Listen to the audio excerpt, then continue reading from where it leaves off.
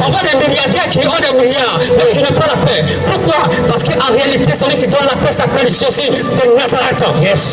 Il a le prince de paix. D'autres personnes pensent que la vie, c'est d'avoir les biens de ce monde. Mais Jésus a dit, cherchez d'abord le royaume des cieux. Le reste là va t'accompagner.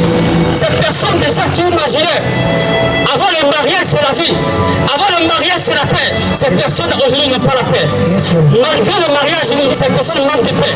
Il est le prince de paix.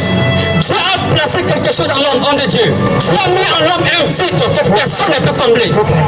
Dieu a mis quelque chose en l'homme que personne ne peut combler. Ce vide-là, c'est comme un puits qui n'a pas de limite. Un puits profond.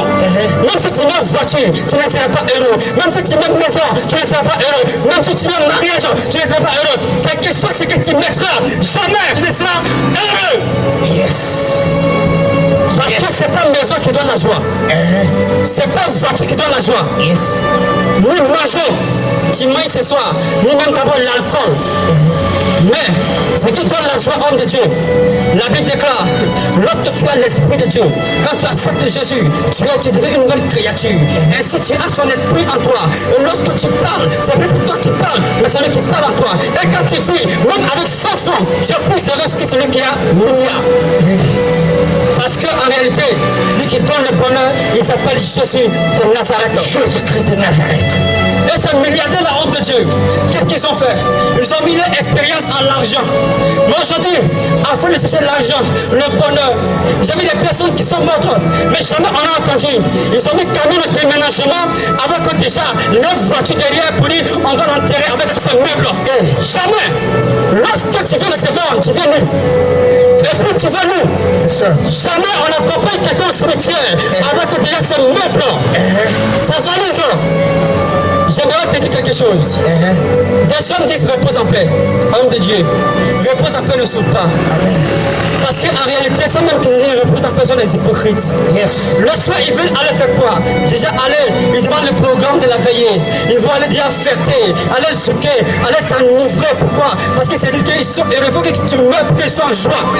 Comment toi tu peux être heureux dans la mort de quelqu'un? La personne ne t'aime pas. Il est méchant. Repose en paix ne souffre pas. Il est méchant. Qui te sauve, c'est Jésus de Nazareth. La Bible dit qu'il est réservé aux hommes de mourir une seule fois. Mais après quoi vient le jugement. C'est ça. Il y a un jugement qui vient s'abattre sur la terre. Il y a un jugement qui vient s'abattre sur la terre. Repartez-vous quand le royaume de Dieu est proche. Repartez-vous quand le royaume de Dieu est proche. Avant on disait non, ce sont les vieux qui prêchent l'évangile. Mais nous ne sommes pas des vieux. Nous sommes des jeunes élégants. Nous sommes des jeunes élégants. Autrefois on était brouteurs. Autrefois moi j'étais musulman. J'ai donné ma vie à Jésus. Ma vie est transformée. Nous sommes tous quelque part pour venir à Jésus. Parce que Jésus est le chemin, la vérité et la vie. La religion ne sauve pas. La religion ne peut te sauver. Moi j'étais musulman. J'ai croyé en l'islam. J'ai croyé en Mahomet. Lorsque Jésus s'est révélé à moi, j'ai pardonné cela. Aujourd'hui d'ailleurs on me combat déjà. Pourquoi j'ai quitté l'islam? Écoutez-moi bien. On peut aller quelque part, mais pas finir là-bas. Oui.